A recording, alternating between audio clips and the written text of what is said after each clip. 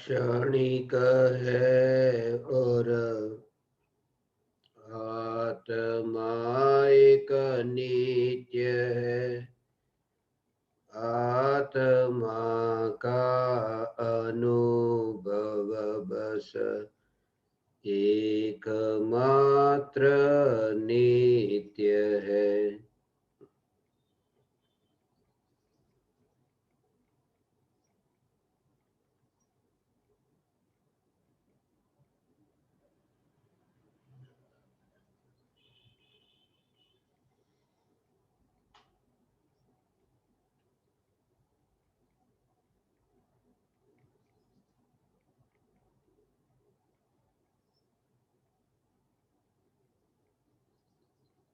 चैतन्य स्वभावी भगवान आत्मा अनादि अनंत शुद्ध चैतन्य मात्र है। ज्ञान मात्र है।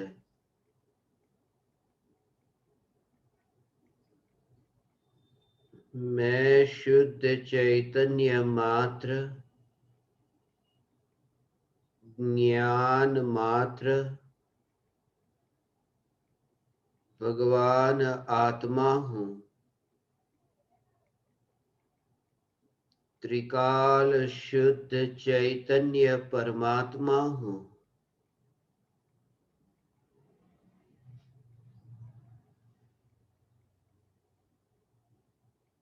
अनंत गुणाधिपति,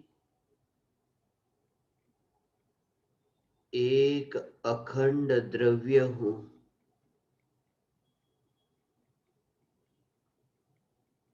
अगणित ज्ञेयों के प्रतिबिंबों से जो ज्ञान की पर्याय अप्रभावित रहती है, ऐसे अनादि अनंत ज्ञान की पर्याय के प्रवाह में राग और द्वेष के विकल्पों का प्रवेश ही नहीं होता। ऐसे ज्ञान के प्रवाह में व्याप्त ध्रुव चैतन्य, यह चैतन्य स्वरूप ही मैं हूँ।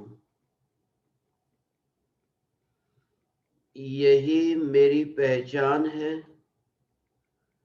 भूतकाल में अनंत देह के परमाणु ज्ञान के ज्ञेय बने, फिर भी ज्ञायक के न बने। भूतकाल में अनंत देह के परमाणु, जिन परमाणुओं के योग में रहकर मैंने यह माना कि इन परमाणुओं का अस्तित्व यही मेरा अस्तित्व है, उन परमाणुओं का वियोग होते ही उन परमाणुओं से स्वयं का अस्तित्व तो न माना, परंतु उन परमाणुओं को फिर पहचाना भी नहीं। उन परमाणुओं को पहचानता भी नहीं कि ये वे ही परमाणु हैं जिन परमाणुओं में एकत्व ममत्व करके मैंने यह माना था कि ये परमाणु ये मेरा परिचय है, ये परमाणु मेरा अस्तित्व है। जैसे भूतकाल के अनंत देह के परमाणु, ये परमाणु मेरा अस्तित्व नहीं, ऐसे ही वर्तमान के परमाणु भी, ये राख की दीवार के परमाणु भी मेरा अस्तित्व नहीं, मेरी सत्ता नहीं। मेरा अस्तित्व नहीं, मेरी सत्ता नहीं। सब परमाणुओं का आदान प्रदान होता रहता है। कोई परमाणु आज जो किसी और के शरीर के रूप में, कल वे ही परमाणु मेरे शरीर के रूप में। आज जो परमाणु मेरे शरीर के रूप में, कल यही परमाणु किसी और के शरीर के रूप में। और जब जब भी ये परमाणु शरीर के रूप में आत्मा के संयोग में आते हैं, अज्ञानी मानता है कि इन परमाणु का अस्तित्व ही मेरा अस्तित्व है। और उस समय त्रिकाल ध्रुव चैतन्य अस्तित्व, ये त्रिकाल न्यायक देव, यह निज स्वरूप का अस्तित्व, उस अस्तित्व का विचार भी नहीं, उस अस्तित्व का विचार करने के लिए अवकाश भी नहीं मिलता।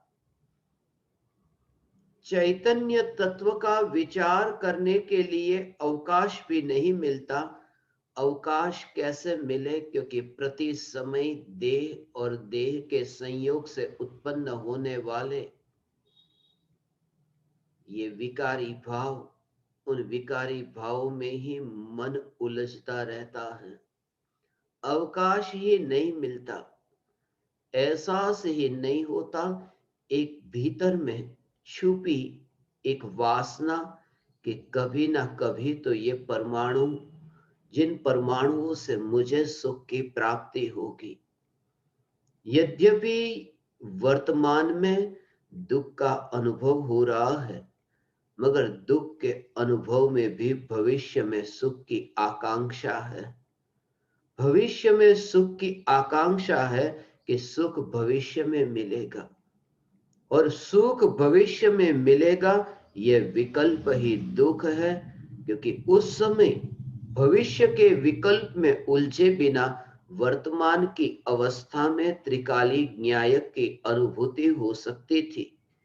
यह एक सुअवसर प्राप्त हुआ कि वर्तमान में त्रिकाल सत्ता, ये त्रिकाल सत्ता, इस सत्ता में एकत्व हो। यह तत्व विचार, उस तत्व विचार को देह के परमाणु के साथ कोई संबंध नहीं है। इस तत्व विचार को देह के परमाणु के योग की भी पराधीनता नहीं है। यही कारण है कि तत्व विचार की धारा, यह चैतन्य तत्व विचार की धारा चलती रहे, यह धारा चलती रहे, उसे देह की अपेक्षा नहीं। इसलिए जहां भी रहे, तीन लोक के किसी भी प्रदेश पर रहे, भीतर में अंतर्मुख होने की यात्रा होती है। इसलिए इस भव के समाप्त होते ही जीवन समाप्त नहीं हो जाता। इसलिए आंख बंद होते ही जीवन बंद नहीं हो जाता। वास्तव में तो अंतर्मुख हुआ कि जीवन का शुभारंभ होता है, जीवन का मंगलमय मंगलाचरण होता है। यह ज्ञान जीवन की अनुभूति से, यह ज्ञान जीवन का परिचय होते ही, यह ज्ञान जीवन की समझ प्रकट होते ही वास्तविक जीवन का शुभारंभ होता है। जीवन के आश्रय से जीवन का शुभारंभ होता है। और जिसने जीवन को जाना, फिर वह भवन से वन की ओर यात्रा करता है, मगर खास कि आश्रय जीवन का है। यह जीवन, यह चैतन्य जीवन, अनादि अनंत जीवन, गुलामी नहीं, परतंत्रता नहीं, पराधीनता नहीं, जहां पर पदार्थों के सामने स्वयं के जीवन को जीने के लिए भिखमंगापन नहीं, कहीं हाथ फैलाना नहीं। क्योंकि चैतन्य सत्ता को हाथ ही कहां, हाथ फैलाना तो दूर, हाथ फैलाने का विकल्प भी नहीं। क्योंकि चैतन्य सत्ता को विकल्प कहां। ये संयोग और संयोगी भाव, ये देह और विकल्प जिस ध्रुव चैतन्य में है ही नहीं। ये ध्रुव चैतन्य मैं हूं, ये मैं हूं। ये सत्ता सदैव मौन है। ये सत्ता सदैव ज्ञानमयी है और मौन है। ज्ञानमयी है, यही कारण है कि मौन है। ज्ञानमयी है कि सर्व प्रदेश प्रदेश प्रदेश पर ज्ञान ही व्याप्त है। प्रदेश प्रदेश पर ज्ञान का ही रस झरता है। प्रदेश प्रदेश पर यह अमृत के निर्झर फूट पड़ते हैं। प्रदेश प्रदेश पर जहां चैतन्य का विस्तार हो, जहां अवकाश न हो, रिक्त स्थान न हो कि चैतन्य के अतिरिक्त इस स्वरूप में किसी पर का प्रवेश हो सके, ऐसा यह चैतन्य स्वरूप, यह चैतन्य स्वरूप, जिस चैतन्य स्वरूप का सदाकाल मौन होना, यह सदाकाल मौन की अनुभूति, ये सदाकाल मौन की अनुभूति अर्थात जिस ज्ञान में विकल्पों की भाषा नहीं चलती, वाणी की भाषा तो दूर, विकल्पों की भाषा, कल मैंने ये किया, कल मैं ये करूंगा, आज मैं ये कर रहा हूं, तरह तरह के त्रिकालवर्ती विकल्प, इन विकल्पों की जाल को चैतन्य तत्व में कहीं पर भी प्रवेश नहीं मिलता। विकल्पों की जाल में, विकल्पों की जाल में ये ज्ञान की गंगा फंसती ही नहीं। जाल में ये ज्ञान का प्रवाह फंसता ही नहीं, रुकता ही नहीं, रुकता ही नहीं, रुकता ही नहीं। मछुआरा नदी में जाल को डाले, मछलियां रुक जाए, मछलियां फंस जाए, मगर जल नहीं फंसता। जल का प्रवाह बहता रहता है। जाल जल के प्रवाह को रोक नहीं पाती। ये अनंत विकल्पों की जाल, ये ज्ञान की सदाकाल बहती गंगा, जो सहज गंगा, उस गंगा को रोक नहीं सकती। यह गंगा को रोक नहीं सकती। ऐसे ही ये ज्ञान की सहज गंगा, जिसमें वाणी, ये वाणी के विकल्प, ये विकल्प, जिस विकल्प की भाषा का प्रवेश नहीं, इसलिए ज्ञान सदाकाल मौन है। वाणी बोली जा रही है, वाणी बोलने के विकल्प उठते हैं, मगर भीतर में जैसे शांत सागर, जैसे शांत सागर, और सागर का शांत होकर भी सागर में प्रतिबिंबित होने वाले इन दृश्यों में भी जो अलिप्तता, ये अलिप्तता, यही तो है, यही है सागर की तरंग।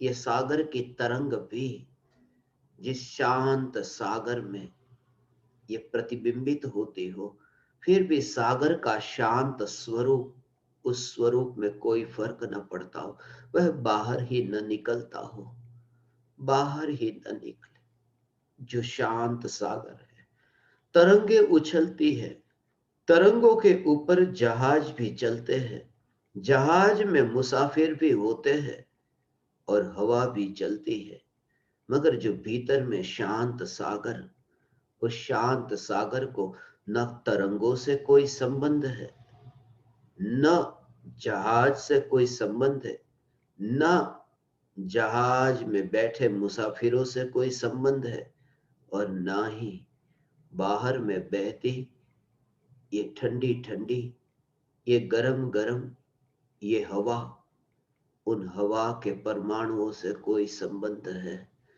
ये शांत सागर, और प्रति समय यह जागृति, शांत सागर, जिस सागर को तो पता भी नहीं, जिस सागर को तो पता भी नहीं कि बाहर में जहाज है या नहीं, वह शांत सागर की ऐसी स्थिरता, ऐसी अचलता, ऐसा तरंगों के पार अस्तित्व, बस यही शांत ज्ञान सागर है। ज्ञान सागर, यह चैतन्य सागर जो मौन है, जहां हिलने डुलने की भाषा नहीं, जहां कंपन नहीं, ये अकंप निष्कंप, ये चैतन्य परमात्मा। और जो ज्ञान की तरंगे उठती है, इतनी अलिप्तता, ये तरंगे उठती है ज्ञान की और रागादि विकार की, ज्ञान की और विकार की तरंगे उठती हो, मगर ध्रुव सत्ता की जागृति और ज्ञान इतना अलिप्त रहे विकल्पों की तरंगों के काल में। ये विकल्पों की तरंगे उठ रही है, बोलने के विकल्प, सुनने के विकल्प, जाने आने के विकल्प, चलने के विकल्प, बैठने के विकल्प, इन विकल्पों की तरंगे उछलती है। ये तरंगे इसलिए कभी तीव्र है, कभी मंद है। ये तरंगे इसलिए क्योंकि प्रति समय अस्थिर है। ये तरंगे इसलिए क्योंकि बाहर में व्यक्त होती दिखाई देती है। ये तरंगे इसलिए क्योंकि भीतर में जो सागर है, उस सागर का इसमें कोई हाथ नहीं। भीतर में शांत सागर का तरंग के साथ में कोई हाथ नहीं। ऐसे ही ये तरंगे, विकल्पों की तरंगे, ये अनित्य, ये तरंगे, ये विचलित होती, ये विकल्पों की तरंगे किसी के प्रति कभी क्रोध का तीव्र भाव, फिर वह क्रोध का भाव फिर मंद हुआ, फिर मान का भाव तीव्र, फिर मान का भाव मंद हुआ, माया का भाव, लोभ का भाव, पर पदार्थों में तरह तरह के अनंत विकार के भाव। ये करूं, ये करके ही रहो, जाने दो, ये अब मुझे नहीं करना, इसे तो मैं पा करके ही रहूंगा, ये पा लिया, अब मैं किसी और को पाऊं, शांति न मिली, लाओ अब कहीं और प्रयास करो। ये तरह तरह के ऊपर नीचे होते ये विकल्प, इन विकल्पों को तरंग जाना, ये विकल्प तरंग है। और इन विकल्पों से बना हुआ ये संसार रूपी हवा महल, ये विकल्पों से, ये जो बाहर में ये विकल्पों की संगति में है, मेरी संगति में नहीं, ये देह के परमाणु है, ये जहाज है, ये जहाज विकल्पों की तरंगों की संगति में है। विकल्पों की तरंगों की संगति में देह का कोई ठिकाना नहीं, क्योंकि विकल्पों का कोई ठिकाना नहीं। जो विकल्प इतने निकट के, वे विकल्प जो सागर की ही पर्याय, जो आत्मा के सागर की ही पर्याय, उसका भी जब ठिकाना नहीं, तो जहाज का क्या कहना। ये देह रूपी जहाज, जिस जहाज का क्या कहना, जहाज का क्या कहना, ये जहाज कभी भी डूब सकता है, और अकेला नहीं, ये जहाज कभी भी डूब सकता है। जहाज के साथ में जो साथी है, जहाज में ही यात्रा कर रहे हैं, वे भी डूबेंगे, जहाज के साथीदार भी डूबेंगे, साथी भी डूबेंगे। जब जहाज ही नहीं बचता तो साथी संगी कैसे बचेंगे। जब देह ही नहीं बचता तो देह के रिश्तेदार कैसे बचेंगे। देह के रिश्तेदार भी डूबेंगे, देह के रिश्तेदार भी डूबेंगे जब देह डूबेगा। और ये सब खेल बाहर में चलता रहता है, ये खेल चलता रहता है, तरंगों का खेल, जहाज का खेल, जहाज में बैठे मुसाफिरों का खेल, ये खेल चलता रहता है। और ये ठंडी गर्म हवाएं, हवा कहाँ की और, जहां की और हवा जाती, बस ये जहाज भी वहां की ओर जाता। जैसी हवा, जैसी हवा, बस ऐसे ही, ऐसे ही ये जहाज, ये जहाज और तरंगों की यात्रा, ये हवा की गति, ये हवा की गति कभी शीतल है, कभी उष्ण है, ये हवा गति करती है। बस ऐसे ही ये कर्म, ये कर्म की यात्रा होती है। ये द्रव्य कर्म, कभी पुण्य के कर्म, कभी पाप के कर्म। ये कर्म के उदय से, कर्म के उदय से विकल्प की तरंगे उठती है। कर्म के उदय से जहाज, ये देह रूपी जहाज की यात्रा होती है। कर्म के उदय से देह के संयोगी, ये रिश्तेदार, ये सगे संबंधी, यहाँ ये मित्र शत्रु, यहाँ पर वन भवन, ये सब कर्म के उदय का परिणाम है। खास ये कि जो अनुभव में आता है, वह अनुभव में जिसका अनुभव हो सके, जिसे देख सके, जिसे देख सके, आंखों से दिखाई देते हैं। कौन? आंखों से दिखाई देते हैं ये दोनों। तरंगे आंखों से दिखाई देती है, जहाज और मुसाफिर आंखों से दिखाई देते हैं, मगर हवा आंखों से दिखाई नहीं देती। जिस हवा के ये सब खेल है, वो हवा आंखों से दिखाई नहीं देती। ये रागादि विकारी भावों की तरंग, ये रागादि विकारी भावों की तरंग, ये भाव कर्म जो अनुभव में आते हैं कि क्रोध आया, बढ़ा, कम हुआ, ये भाव पकड़ में आते हैं। ये देह और देह के संयोगी ज्ञान में पकड़ में आते हैं।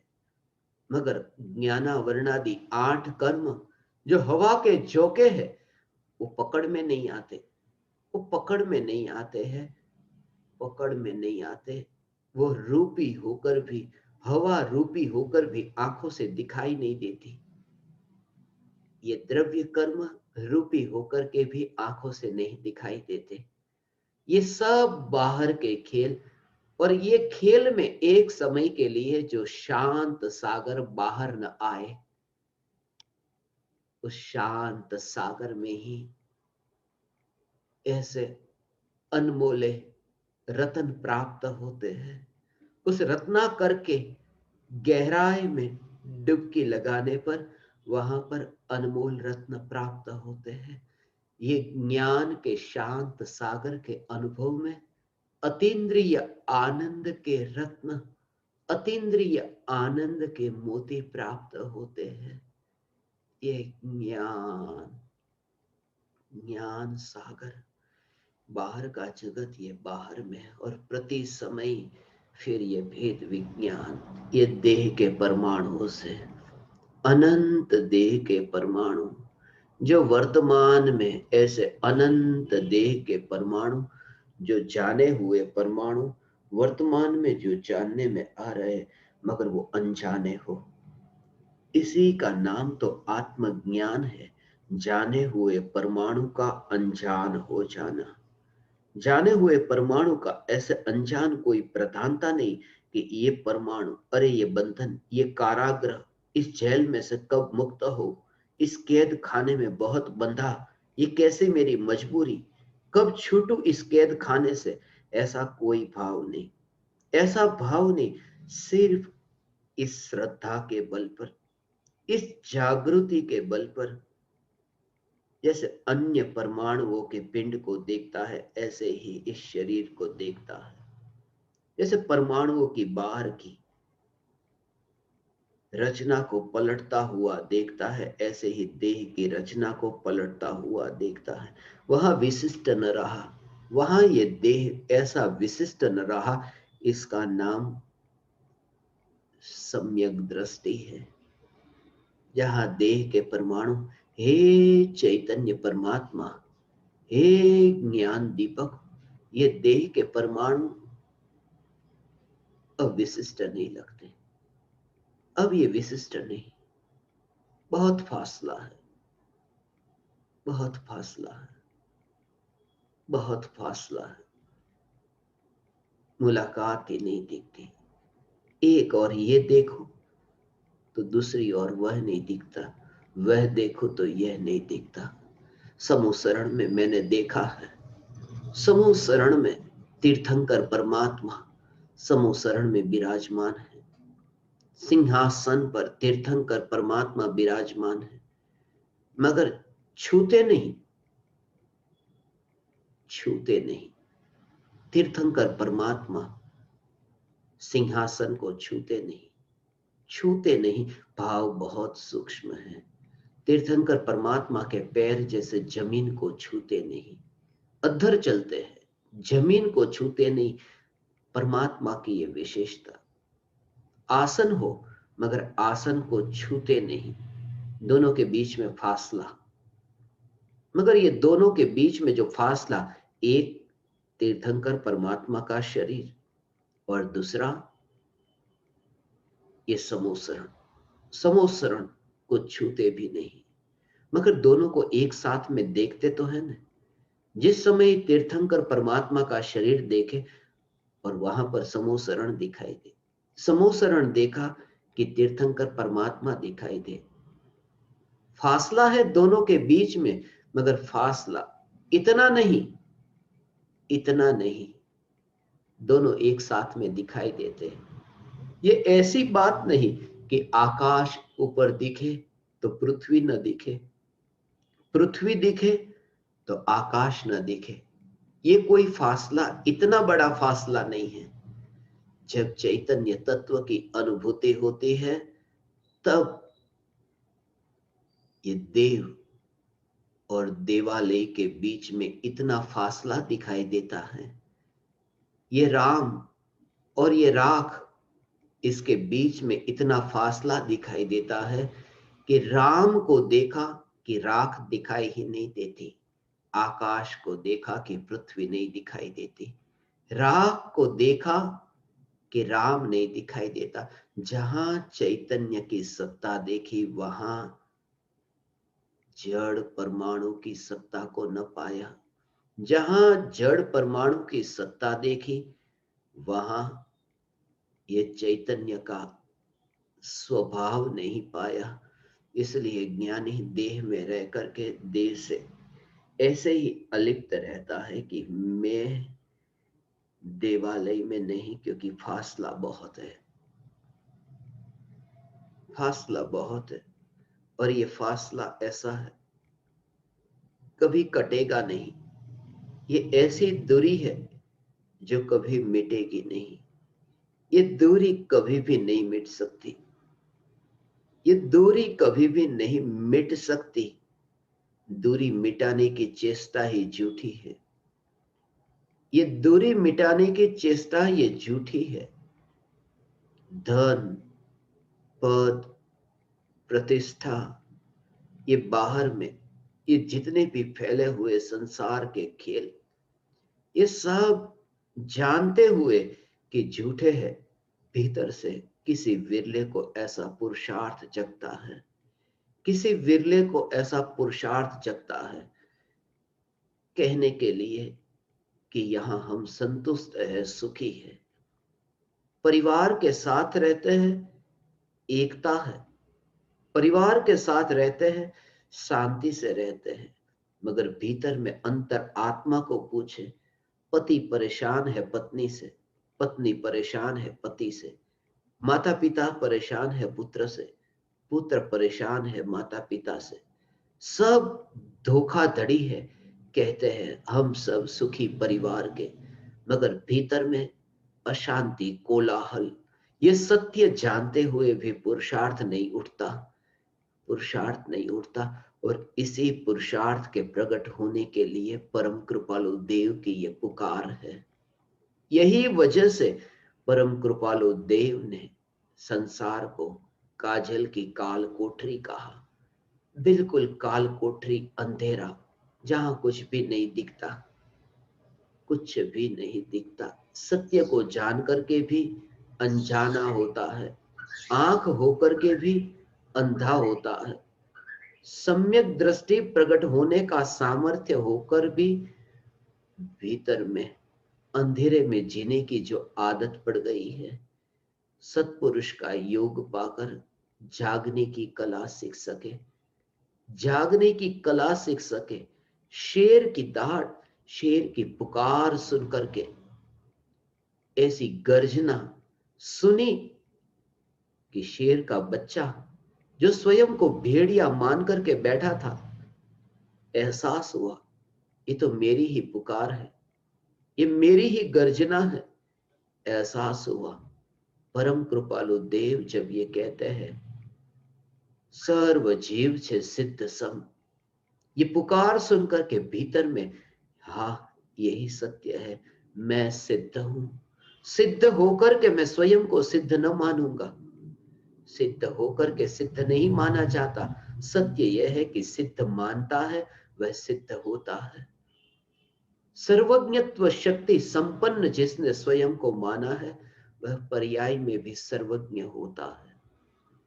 यह जागृति, चैतन्य तत्व की जागृति, बहुत जाना फिर भी अनजाना होकर के रहा, बहुत जाना फिर भी अनजाना होकर के रहा। दुकान पर जाता है घर से थक करके कि चलो थोड़ी शांति वहां मिले, मगर वहां पर भी कोलाहल। वहां से थक करके घर आया, यहां भी कोलाहल। घर में रहा, परिवारजनों के साथ में रहा, दो परिवारजन एक साथ में रहे तो भी कितना कलह होता है। आनंद तो तब आया कि एक ही परिवार में इतने लोग रहे फिर भी बैर विरोध नहीं। इसे शांति कहता हूं, इसे मैं शांति कहता हूं। जरा विचार करें, कोई कलह नहीं, ये शांत परिवार है, ये सुखी परिवार है, जहां पर कलह नहीं, जहां पर कोलाहल नहीं। यही परिवार है, ज्ञान दीपक परिवार। यहां पर भी कोलाहल है, यहां पर भी सत्संग करने का कोलाहल है। ये विकल्प तो है, ये विकल्प है। कब प्रारंभ होगा सत्संग, कब प्रारंभ होगा सत्संग। अरे आज तो मेरा सत्संग बहुत अच्छा हो गया, अरे आज तो मेरा सत्संग ये छूट गया, अरे आज जो सुना वह तो कभी नहीं सुना, अरे आज तो वही सुना जो कल सुना था। यह भी तो कोलाहल है। इसलिए यह परिवार भी शांत परिवार नहीं। विकल्पों का परिवार कभी शांत होता है? शांत परिवार जहां अनंत साथ में रहे फिर भी कोई कोलाहल नहीं। यही मैं हूं, जहां अनंत गुणों का अधिपति, ये अनंत गुणाधिपति, ज्ञान अपने में, दर्शन अपने में, सुख अपने में, वीर्य अपने में, प्रत्येक गुण अपने अपने में, प्रत्येक गुण अपने अपने में, और रहते हैं एक ही आत्मा में अभेद होकर। यही अनंत गुणों का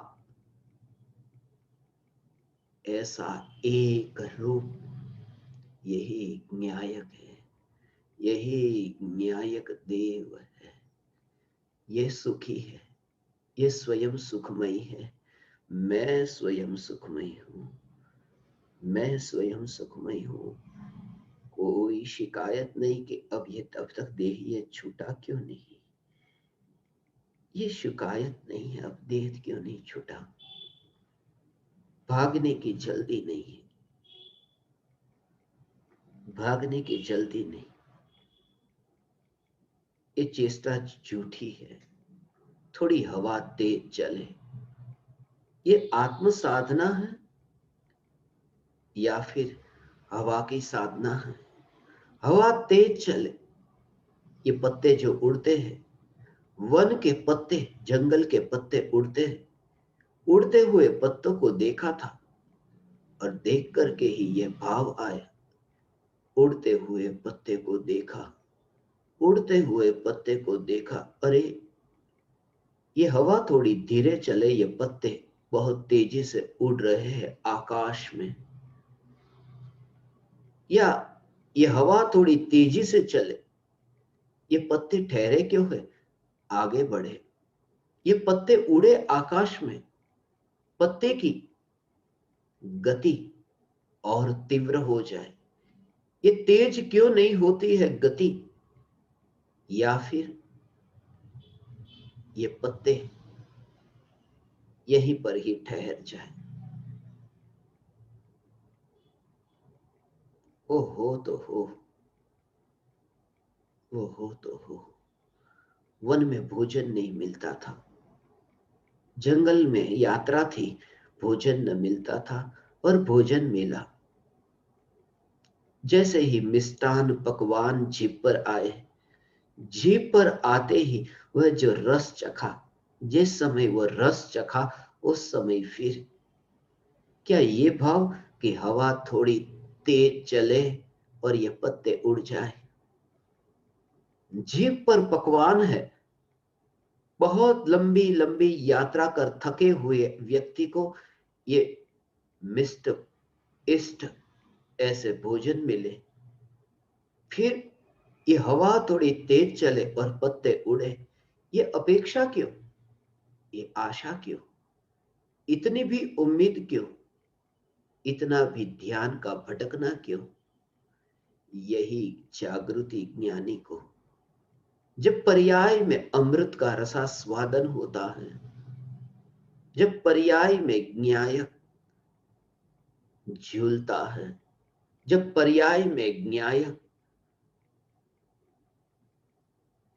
उदासीन होता है, उत्कृष्ट, सर्वोत्कृष्ट, श्रेष्ठ ऐसे शुद्ध पर्याय में न्यायक विराजमान होता है, और उस समय जो निर्विकल्प है, तब फिर ये विकल्प कैसा कि जल्दी जल्दी अभी ये देह छूटता क्यों नहीं, अभी तक ये शरीर छूटता क्यों नहीं, अब मोक्ष कब होगा, अब कब छूटेगा ये देह, कब छूटे ये देह, जल्दी अब छूट जाए। नहीं, ये देह जल्दी छूट जाए, यह तो ऐसी ही चेष्टा है कि पत्ते उड़ने लगे, तेज हवा तेज चले और पत्ते उड़ने लगे, कर्म समाप्त हो और देह भी समाप्त हो जाए, ये देह, देह की गति बढ़ जाए कि ये देह चला जाए। जहां भोजन का रस चखा जा रहा है, फिर वहां यह भी विकल्प न होगा, ध्यान ही न जाएगा, सिर्फ दूर से इस देह को पत्ते की भांति देख सके, इस देह के परमाणु को उड़ते हुए पत्ते की भांति।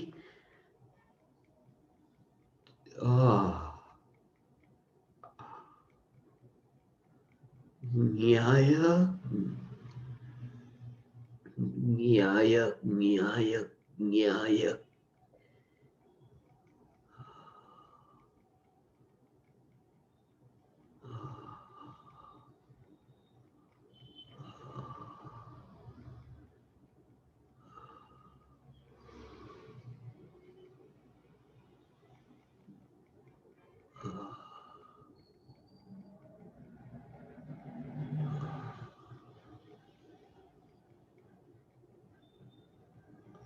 ऐसा ये चैतन्य न्याय।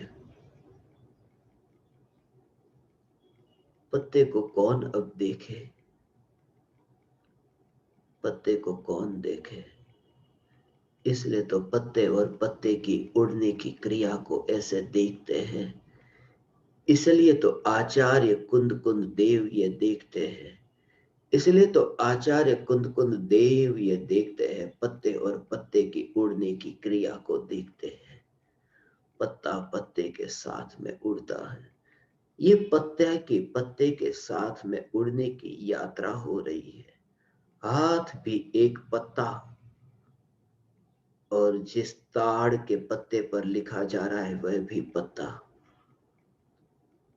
ताड़ के पत्ते, और ये हाथ के पत्ते आकाश में उड़ते हैं, मगर ताड़ के पान में कोई रस थोड़ी है। जैसे ताड़ के पान में कोई रस नहीं, ऐसे ही इस तन के पान में कोई रस नहीं, इस पान में कोई रस नहीं, क्योंकि भीतर में अमृत का पान हो रहा है। भीतर में अमृत का पान होता हो, वहां विकल्प कैसा, ये विकल्प कैसा। एक समय भी ऐसी बेहोशी नहीं होती है ज्ञानी को, एक समय के लिए उड़ा, बहा, ये बहा, वापिस नहीं लाया जा सकता, वापिस नहीं लाया जा सकता। गया सो गया, जो बीती सो बीती, जो बीती सो बीती, उसे वापिस लाने की कोई सुविधा नहीं, कोई लाने की सुविधा नहीं। करुणा भाव आज बहा है, ये करुणा का भाव अभी जो बह रहा है, ये भाव अभी तो बह रहा है। बोला कि गया भूतकाल हो गया, नया आया, ये भी गया, ये बहते हुए भाव, ये करुणा का भाव बहा है, ये बहता हुआ भाव जिसे वापिस नहीं लाया जा सकता, जो आ ही नहीं सकता, जो वापिस नहीं आ सकता, जो वापिस नहीं आ सकता। सिर्फ इतना हो सकता है कि स्वरूप के आश्रय से केवल ज्ञान में, जानने में आ सकता है। केवल ज्ञान में नहीं आ सकता, केवल ज्ञान में, जानने में आ सकता है। बहा सो बहा, बीता सो बीता, और ये बीतते हुए प्रवाह में मैं परमात्मा कहीं पर भी नहीं, निकलने से पहले ही मैं निकल गया, जाने से पहले ही मैं विदा हो गया। कोई मुझे कहे कि जाओ यहां से, उससे पहले ही मैंने जाने की तैयारी कर ली। उसमें उसमें स्वयं का, स्वयं का, अंतर का, त्रिकाल अस्तित्व का जोर है, अंतर का जोर है। विदा होने से पहले विदा हो जाना। एक समय के लिए यदि ये तत्व विचार हो, नहीं है कोई भारत, नहीं है कोई ये दुनिया, नहीं है यहाँ के कोई संयोग भी हो, कुछ भी नहीं, बस जगत पे एक ही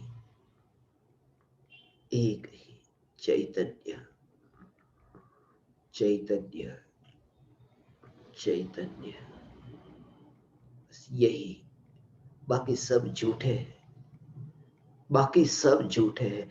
झूठे भी अपने में तो सच्चे हैं, मगर इसे जब देखा तब वहां तो कुछ भी नहीं पाया। ऐसा यह चैतन्य स्वरूप, इसलिए तो कहा ब्रह्म सत्य जगत मिथ्या। ब्रह्म सत्य जगत मिथ्या। जगत मिथ्या नहीं है, जगत भी तो सत्य है, जगत की भी तो सत्ता है, जगत का अस्तित्व है, सारा जगत है।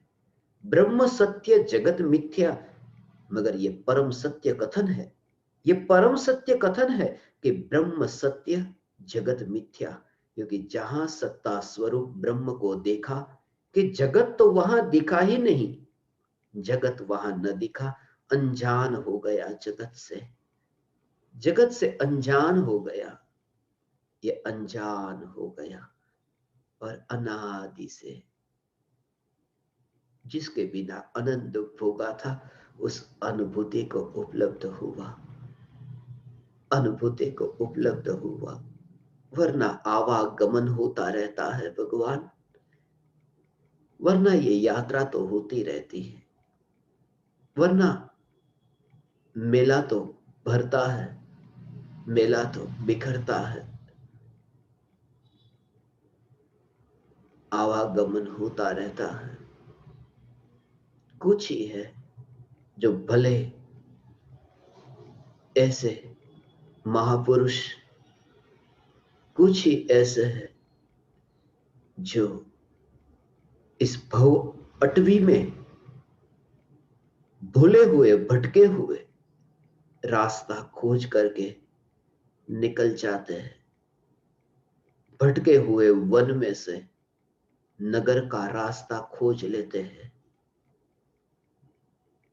घटादार घने घने वृक्ष, घटादार ये घने घने ऐसे वृक्ष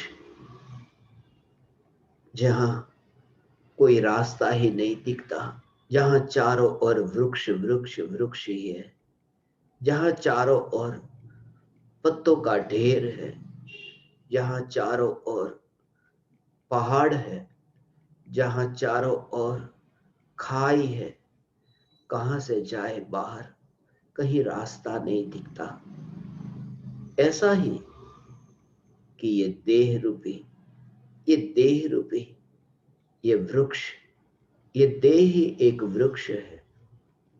ये हाथ और पैर, ये देह के ही अंग, यही वृक्ष है। ये वृक्ष की ही डालियां है, ये वृक्ष के ही पत्ते हैं, ये वृक्ष के ही फूल है, और घने घने ऐसे वृक्ष हो, जाने का रास्ता कहाँ मिले। वन में से नगर की ओर जाना चाहता, मगर रास्ता नहीं मिलता। वन में से नगर की ओर जाना है, ऐसा फंसा है। वन में से नगर की ओर जाना है, फंसा है। जहां देखो वहां पहाड़ पहाड़ ही पहाड़ दिखते हैं। जहां देखो वहां पृथ्वी ही दिखती है। जहां देखो वहां मिट्टी ही दिखती है। कहां से बाहर निकलूं? सिद्धपुर की यात्रा के लिए मैं कहां से निकलूं? इस सिद्धपुर के नगर की ओर मुझे जाना है, कहां से जाऊं? चारों ओर पहाड़ है, ये पहाड़ है, ये पहाड़ है। ये देह के परमाणु, ये पहाड़ की भांति देखा। इस देह के परमाणु को पेड़ के परमाणु के रूप में देखा, पेड़ के पत्ते के रूप में देखा। कहां से बाहर निकलूं? निकलने का रास्ता नहीं। जहां देखो वहां खाई ही खाई दिखती है, विकल्पों की खाई दिखती है। और ऐसी स्थिति में किसी महापुरुष का योग हुआ, अवतरण हुआ, जैसे मुझे ही बाहर निकालने के लिए उस महापुरुष का अवतरण हुआ। उस महापुरुष से पूछा, इस वन में से नगर की ओर यात्रा करनी है, कैसे करूं? कौन सा रास्ता, जिस रास्ते पर यात्रा करके मैं उस नगर तक पहुंचूं? उस महापुरुष ने उंगली के इशारे इतना ही कह दिया, मौन की भाषा में इतना ही कह दिया कि बस यही एकमात्र मार्ग है, ज्ञान मार्ग। ये ज्ञान की जो बहती धारा है, इस ज्ञान की धारा में ही बस तुम यात्रा करते हो। करो यात्रा, ज्ञान ज्ञान और ज्ञान। तुम पहुंचोगे, तुम पाओगे। मार्ग से यात्रा की और तुम्हें मंजिल मिली। वन के मार्ग से यात्रा की और नगर की ओर पहुंच गए। वन से नगर की यात्रा हुई।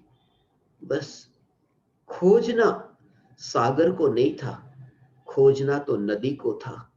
नदी खोज ली कि बस नदी के बहते पानी के प्रवाह में सागर तक पहुंच गए।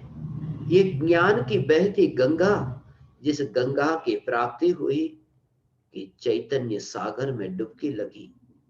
ये सहज बहती ज्ञान की गंगा, यह ज्ञान गंगा, यह ज्ञान गंगा, यह ज्ञान गंगा। इसमें ही डुबकी लगी कि अब यात्रा सागर की ओर हुई।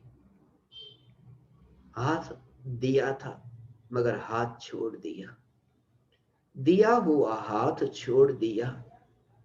इतना ही कह दिया कि तुम हो जलता दिया। हे ज्ञान दीपक, अब तुम्हें किसी और के सहारे की जरूरत नहीं। हे प्रज्वलित ज्योति, तुम मिट्टी की ओर मत जा, तो ऊर्ध्वगामिनी हो। यह भी ज्योति को कहना न पड़ा। ये स्वभाव है। ज्ञान स्वभाव का आश्रय लिया कि सबको बाहर देखा। फिर गुरु के प्रति भक्ति का भाव, गुरु के प्रति समर्पण भाव, ये भाव नहीं आता ऐसा नहीं, ये समर्पण भाव आता है, भक्ति का भाव आता है, उमड़ता है। भक्ति का भाव नाचता है, ये नाचता है। मगर इस नाच को भी जो दृष्टा होकर के देखता है, नाच को दृष्टा होकर देखता है, तब वो देखने वाली जो घटना है वह साधना हो जाती है, वह आराधना है। दुकान पर धन की कमाई करने के उछलते विकल्पों में मैं दृष्टा हूं। बस ये तत्व विचार चले कि वहां पर आराधना हो रही है। भरपेट भोजन कर दुकान पर बैठा है, मगर हो रही है आराधना। और ये आराधना का साक्षी और कोई न होगा, ये आराधना का साक्षी प्रत्येक ज्ञान दीपक स्वयं होगा, कोई पराया न होगा। आराधना का साक्षी कोई पराया न होगा, और जो होगा वो तुम्हें कहने न आएगा, वो तुम्हें पुकारने न आएगा। है अनंत केवली, केवल ज्ञानी की निगरानी में है। केवल ज्ञानी के ज्ञान में जानने में आते हैं। साक्षी है वे, मगर जो साक्षी है वे मौन है, और जो बोलते हैं वे साक्षी नहीं। जो उछल कूद करते हैं ऐसे ये विकल्प, वो साक्षी नहीं। इसलिए एक ही उपाय है, बस स्वयं का निरीक्षण, आत्मनिरीक्षण। स्वयं का निरीक्षण, आत्मनिरीक्षण। जिसने उस मार्ग पर यात्रा की और यात्रा करते करते थोड़ी याद आ गई, याद आ गई, पुराने साथियों की याद आ गई कि एक बार थोड़ा पीछे मुड़ करके, लौट करके कुछ कहने का भाव आ गया। यही तो परम कृपालु देव की परम कृपा है। यही तो कृपा है। धन देने का भाव आता, कृपालु कहते हैं। अन्न देने का भाव आता, कृपालु कहते हैं। बाहर में कोई अनुकूलता, कोई बाहर में ऐसी ऊंची दशा, ऊंचा पद देने का भाव आता, कहते बहुत कृपालु है। मगर हमने परम कृपालु कहा, जिनकी कृपा की जाति ही अलग थी। अनुभव हो चुका था, आत्मा की अनुभूति हो चुकी। परम कृपालु कौन मानने को तैयार हो जीवंत में परम कृपालु देव के रूप में। अभी तो ये आज का बच्चा, ये 29 साल का बच्चा, ये परम कृपालु कैसे हो गया? 29 साल का बच्चा परम कृपालु? जीवंत है, उम्र बाधा बनती है। जीवंत है देह, और देह की तुलना होती है। जिंदा व्यक्ति को देह के साथ में तुलना करके देखते हैं, इसलिए उस अहोभाव से नहीं देख पाते। लगता है मेरे बेटे जैसा, लगता है मेरे बेटे के बेटे जैसा। 29 बरस का है, जिंदा है। तब देह से पहचान हुई, मरने के बाद में देह दूसरी ओर रह गया। मगर वह जो उनकी देन थी, वो देन प्रथम हो गई। देह दूसरे क्रम पर गया, देन प्रथम क्रम पर आई। और देन क्या, आत्म सिद्धि शास्त्र, ये प्रथम क्रम पर आया। फिर उनके गुणगान जितने गाए उतने गाए, मगर जीवंत की देन को पहले देखे और देह को न देखे। ज्ञानी की देन देखे, ज्ञानी का देह न देखे। परम कृपालु देव एक नहीं, अनंत ज्ञानियों के देह को देखा, उनकी देन को नहीं। धन्य भागी हूं मैं, परम कृपालु देव की देन, ये आत्म सिद्धि शास्त्र। एक समय के लिए, एक समय के लिए ये विकल्प न उठा कि लिखने वाले की उम्र कितनी, जिनके लिए लिखा गया उनकी उम्र कितनी। जिन जिनके लिए लिखा गया था उनकी उम्र तो परम कृपालु देव से ज्यादा थी।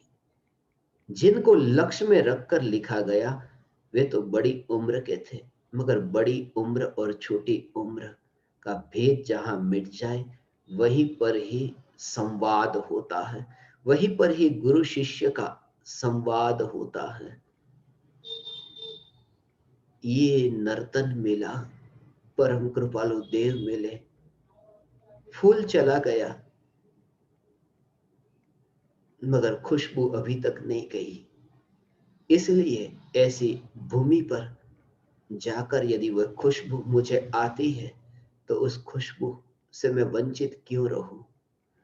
फूल के बिखरने के बाद भी यदि वह खुशबू मेरे नासापुटों के अंदर आती है और मुझे यदि मेरे भीतर की वो जो कली, वह कली फूल बन सकती है, उस कली में भी यदि ऐसी जागृति और पुरुषार्थ जग सकता है, वो भूली हुई भटकी हुई कली यदि फूल बन सकती है, तो ऐसे सत्संग को मैं क्यों गवाऊं? प्रति समय सत्संग की अभिप्सा, प्रति समय सत्संग के योग में रहकर इस नर्तन को, नरदेह को सार्थक करने की भावना, ये नरदेह, ये नरभव, प्रति समय ये जागृति, परम कृपालु देव की परम कृपा, चैतन्य परमात्मा का आश्रय और देह होने पर देहातीत, देह होने पर देहातीत, एक ही आश्रय, न्यायक देव, न्यायक देव, न्यायक देव।